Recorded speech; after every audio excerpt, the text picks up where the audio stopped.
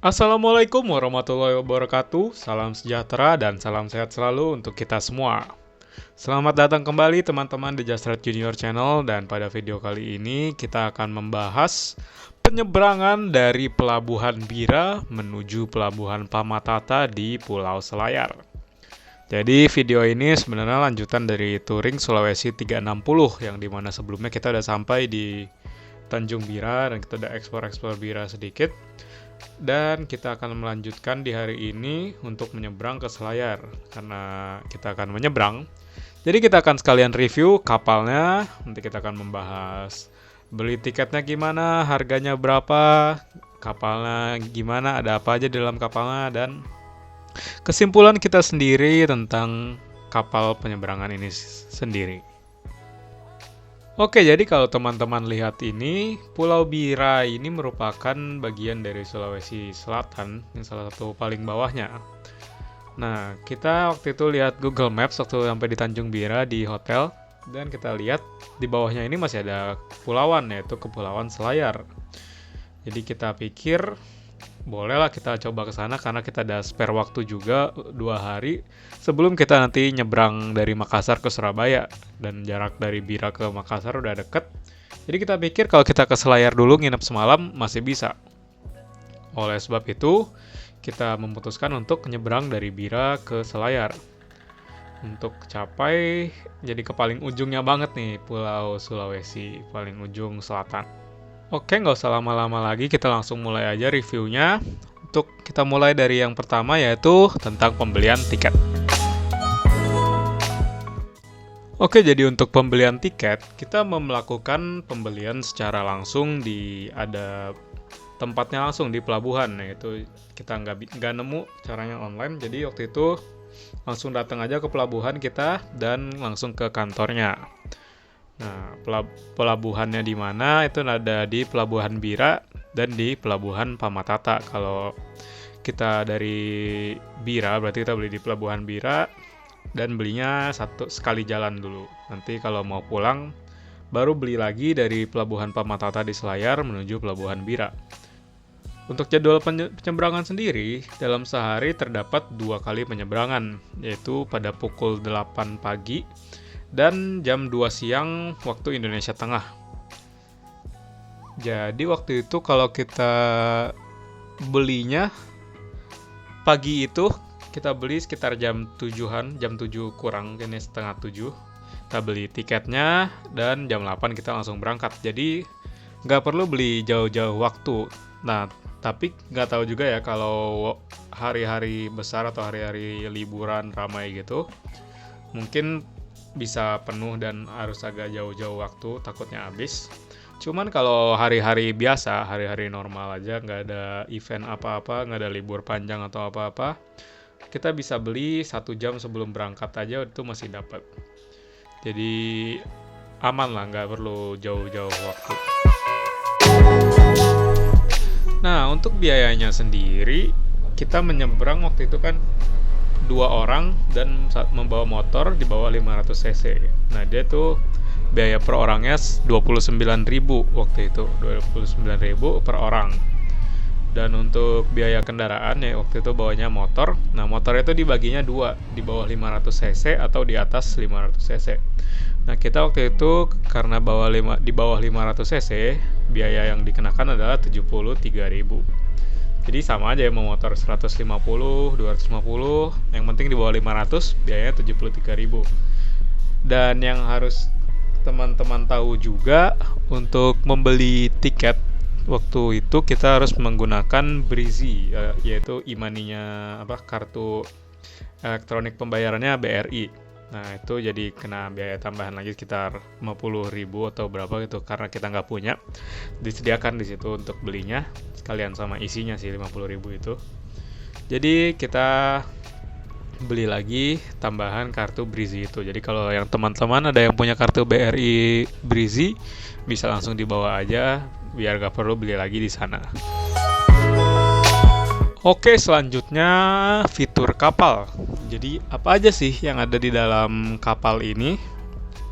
apa aja yang bisa kita dapatkan dari pengalaman penyeberangan Bira menuju Selayar.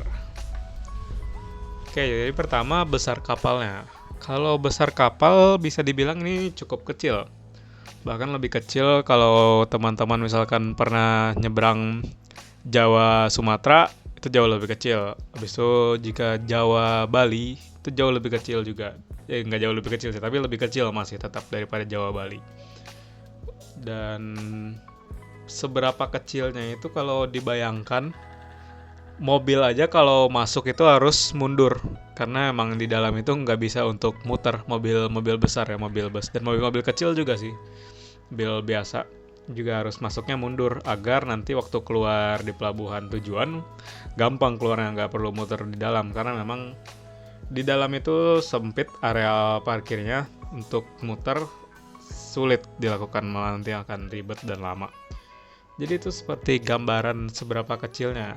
Dan karena kapalnya cukup kecil, jadi ombaknya juga cukup berasa. Saya sendiri yang ya bisa dibilang bukan gampang mabuk laut lah ya. Di dalam ini cukup berasa karena waktu itu ombaknya juga lumayan tinggi sih. Jadi kalau buat saran ya, kalau teman-teman bisa tidur ya bolehlah tidur untuk biar lebih aman. Atau kalau mau lebih tenang ya setidaknya untuk meminimalisir, carilah posisi duduk yang di tengah-tengah, jangan di pinggir. Kalau di pinggir karena akan lebih berasa ayunan-ayunan ombaknya. Dan perjalanan waktu 2 jam mungkin bisa jadi mabuk laut karena bisa hampir muntah juga waktu berangkat itu. Untung aja perutnya waktu itu lagi nggak penuh. Kalau penuh mungkin bisa ya udahlah. Oke, jadi lanjut. Besar kapal yang bisa dibilang cukup kecil. Lalu lanjut ke ruangannya. Oke, jadi ruangannya ada apa aja sih di dalam kapal ini? Ruangannya karena kapalnya memang tidak terlalu besar, hanya 2 lantai yang bisa digunakan oleh penumpang. Jadi lantai paling bawah adalah ruangan parkir kendaraan. Dan naik 1 lantai adalah ruangan penumpang. Ruangan penumpangnya ini dibagi 3 ruang utama, yaitu ada 2 ruang outdoor untuk duduk-duduk, ada kursi-kursinya juga, dan ada 1 ruangan ber-AC di paling depan yang ada sofanya juga. Serta kalau ada ruangan-ruangan lain adalah seperti kayak toilet, musola, dan ya itu aja sih sebenarnya. Karena memang ini perjalanan singkat, nggak singkat juga sih, lumayan lama, sekitar 90 menit kalau di jadwalnya. Cuman ya karena buat turun muat barang ya sekitar 2 jam lah. Apalagi mungkin kalau bawa mobil agak lebih lama karena kita motor gampang keluar masuk kapalnya. Jadi untuk pengalamannya sendiri sebenarnya kondisi tempat duduk, kalau yang di outdoor itu pakai kayak tempat duduk besi gitu yang udah langsung jadi, yang gampang dibawa-bawa. Kalau yang di indoornya ada sofa yang AC-nya sih lumayan dingin kemarin ya. Jadi nyaman kalau bisa dapet di indoor. Dan waktu kita berangkat kemarin kondisinya lumayan penuh, jadi hampir semua kursi itu terisi dan banyak juga orang-orang yang tiduran gitu. Jadi lumayan memakan tempat tambahan. Nah, tapi waktu kita pulang ini lebih space-nya lebih kosong karena lebih sepi pengunjung yang naik. Jadi kita bisa lebih leluasa lah, dan ombaknya juga pas pulang lebih tenang dibandingkan waktu berangkat. Jadi kita tidak terlalu mabuk laut. Tapi tetap lumayan berasa ombaknya. Jadi kalau teman-teman yang mabuk laut mungkin bisa siapin plastik ataupun obat anti mabuk. Oke, jadi itu dia untuk fitur kapal. Jadi hanya ada 2 lantai, 3 ruangan, 2 outdoor, 1 indoor. Bisa ada ruangan-ruangan lain seperti toilet dan musola. Sisanya adalah ruangan untuk petugas kapal.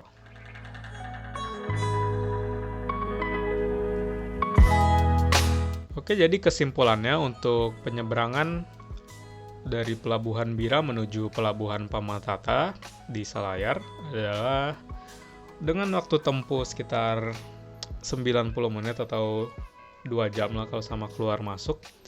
ini bisa dibilang ya worth it lah, karena memang Pulau Selayar sendiri memiliki keindahan alam, khususnya laut, karena memang sangat bersih di sana lautnya. Sayang memang kita nggak snorkeling kemarin karena memang lagi dalam perjalanan, malah takut capek dan apa-apa. Cuman jika ada kesempatan di lain hari tentu kita akan kembali ke Selayar mungkin untuk explore lebih dalam lagi pesona lautnya. Kalau kemarin kita hanya explore jalanannya sampai ujung, jadi kita sampai ujung, kita semuanya explore sampai titik paling ujung yang bisa dilintasi kendaraan yang ada jalan.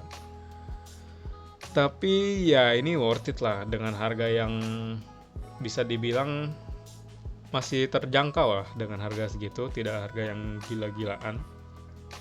Dan pembelian tiket juga mudah, nggak bertele-tele, cenderung juga selalu ada. Kalau hari-hari biasa, mungkin kalau hari-hari besar bisa beli lebih dahulu.